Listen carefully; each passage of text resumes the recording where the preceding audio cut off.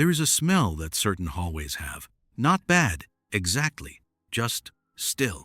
The kind of still that has settled over years and doesn't move when someone opens a window. You notice it the moment you walk through the front door of a place like this. And something in you, something older than thought, immediately starts looking for the exit. Most people who have toured a care facility for a parent, a spouse, or quietly for themselves know that feeling. The strange weight of doing the responsible thing and not yet knowing how to feel at peace with it. Here is what I know after looking closely at this. There are 5 specific things that change the entire experience of long-term care. Not just for the person moving in, for everyone who loves them. Almost every family learns at least one of these too late. Not because they weren't paying attention, because nobody told them where to. Look, before we get to those 5 things, I want to tell you about Willa, because her story is probably closer to yours than you'd expect. Willa is 67. She spent 31 years as a pediatric nurse. That means she knows, better than most people, what careful looks like. She can read a unit in 10 minutes, spot the difference between a staff that takes pride in the work and one that covers for shortcuts with paperwork. She has spent an entire career reading rooms. She retired 3 years ago. On Tuesday evenings now, she sits alone, watching Wheel of Fortune, a habit she picked up when her mother was in the hospital. They'd watch together on a small screen, pulled close to the bed. She kept it after. It is a quiet comfort that asks nothing of her. Her father has been declining for the better part of 8 months. Slowly at first, then faster. Last spring, Willa began touring memory care facilities. Clipboard, checklist, professional eyes. She asked the right questions. She read the state inspection reports. She noted the staffing ratios on different days and different shifts. She did everything a person with her background would do, and still sitting in her car afterward, door closed, engine off, she would stay there for a while before she could make herself drive home. Because knowing the right questions is not the same as knowing what the answers feel like from the inside. There is a specific kind of silence that lives between doing the responsible thing and feeling at peace with it. Most families know this silence. They just don't know that it passes. And they almost never know what's waiting on the other side of it if they know where to look. The first thing Willa learned wasn't about the facility at all. It was about the document sitting on the admissions desk. And it's the thing most families sign without fully reading under pressure, running on no sleep. That paperwork can change everything that comes after. Thing Hasson. The admission contract is not a formality. The admission contract for a long-term care facility can run 40 or 50 pages. It covers payment terms, medication authority, discharge conditions, rate increase policies, and dispute resolution clauses that most families skim past without realizing what they are agreeing to. Most of these contracts are signed within 48 hours of a hospital discharge, under pressure, running on no sleep, relieved that a bed is available at all. Here is what to look for in plain language. First, the arbitration clause. Some contracts ask you to agree in advance to resolve any disputes privately rather than through the courts. This is not necessarily a sign of a bad facility. Many excellent facilities include this as standard practice, but you should know you agreed to it, and in some states, you can negotiate it out. Second, the rate increase policy. Monthly costs in long-term care can rise sometimes significantly. What triggers an increase? How much notice will you get? What are your options if the cost becomes unmanageable? These are questions most facilities will not volunteer answers to. You have to ask. Third, the discharge conditions. Under what circumstances can the facility ask your person to leave? This section surprises more families than any other. You don't need a law degree to do this. You need time and, if possible, a free consultation with an elder law advocate before you sign. Many legal aid organizations offer exactly this. Asking these questions does not make you difficult. It makes you someone paying attention. When Willa asked, the admissions director seemed momentarily surprised. I've made my Then, decision. quietly, This is how it's going to be. almost imperceptibly, her posture shifted towards something closer to respect. That small moment told Willa more about the facility than anything in the brochure. But paperwork, as important as it is not the hardest thing. The hardest thing happens in the first 30 days, and almost no family is prepared for what it actually looks like. Thing hash to. The first month will frighten you. That is not the same as something being wrong. No pamphlet prepares you for this honestly. There are gentle warnings that your loved one may seem withdrawn at first, but no pamphlet captures the specific grief of visiting someone in the first month and watching them look at you the way they used to look at strangers. For the person moving in, every sensory detail is wrong.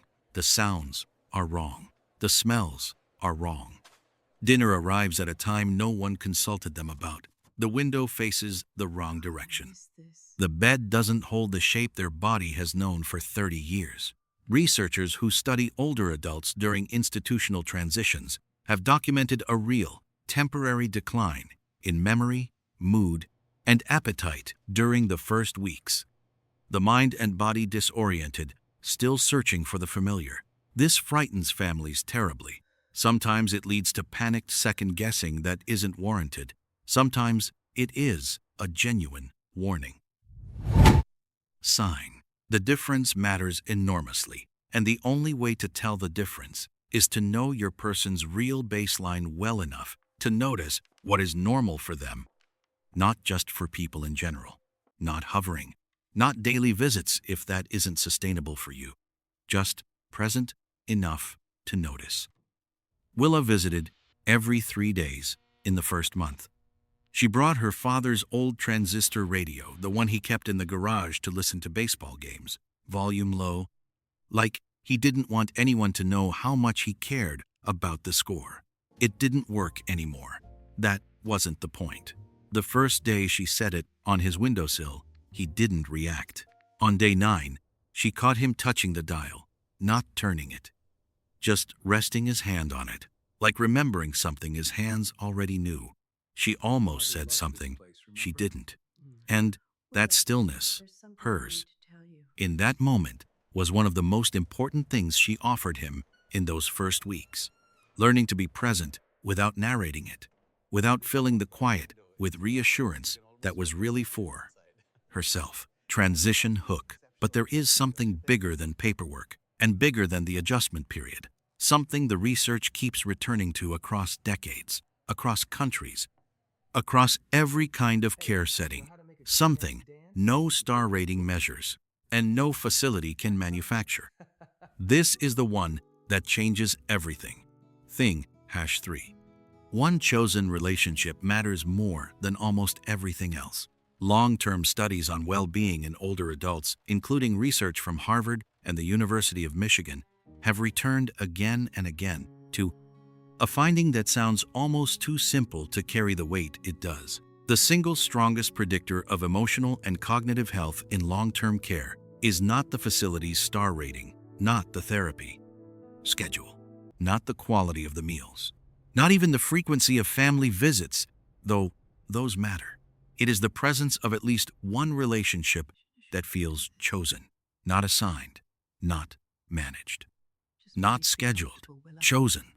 A resident who develops even one genuine connection with another resident they look forward to seeing, with a particular aide whose humor they recognize, with a volunteer who arrives on Thursday mornings, shows measurably better outcomes than residents who receive equally good clinical care but remain relationally isolated. Services, no matter how excellent, are not the same as belonging. And belonging, being truly known by at least one other person in that building, is something a facility can create conditions for.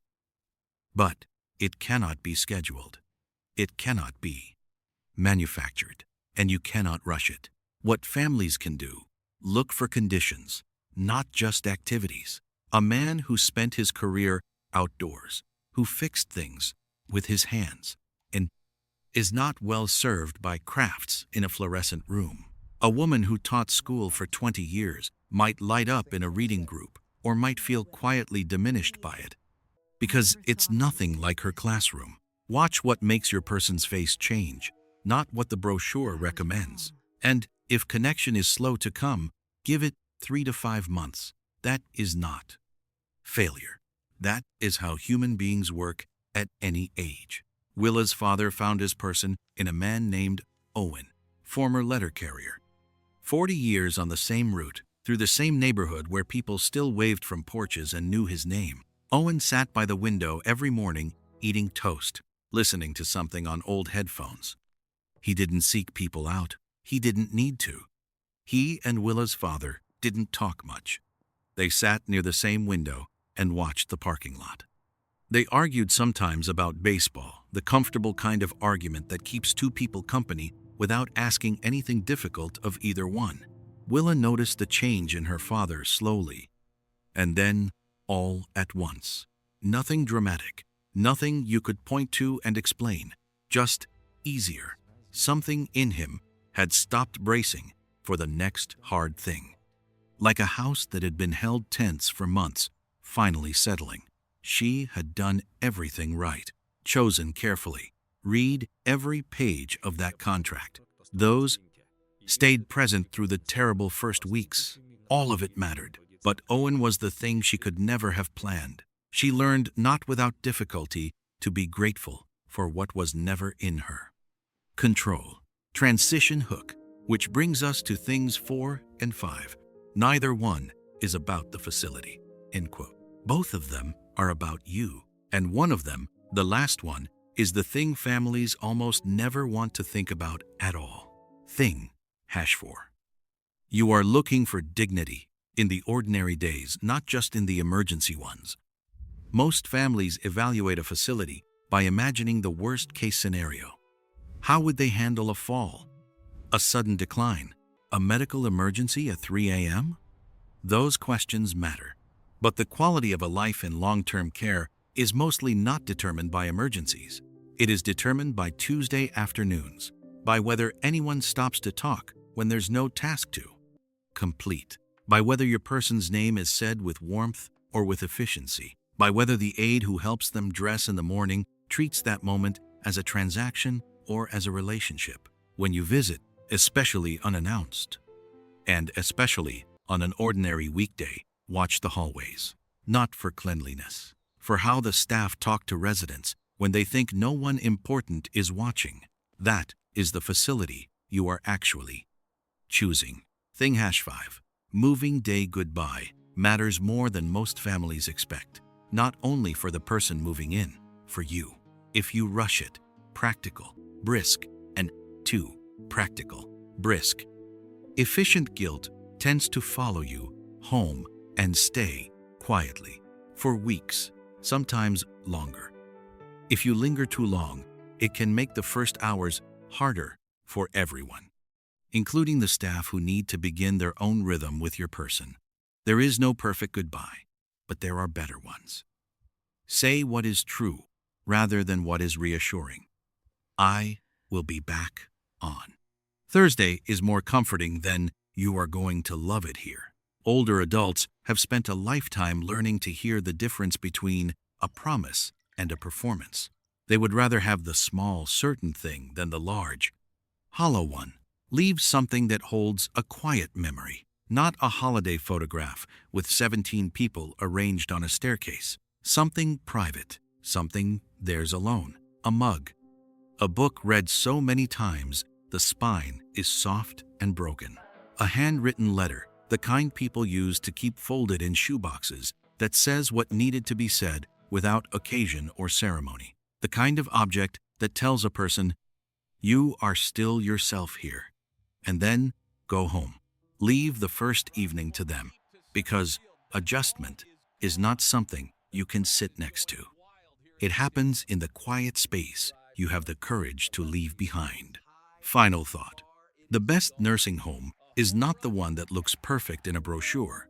It is the one where your person, on an ordinary Tuesday afternoon, with no visitors expected and nothing special on the calendar, still feels like themselves? That is the question worth asking in every room you walk into. Not, is this place safe? But, could my person still be who they are here? Is there something you wish you had known earlier about this? About caring for someone you love, or about being cared for yourself? One day? You don't have to answer here. But if something in this video brought you a moment of stillness or named something you'd been carrying without words for it, leave me a line in the comments. I read every one. This channel exists for conversations that don't happen often enough.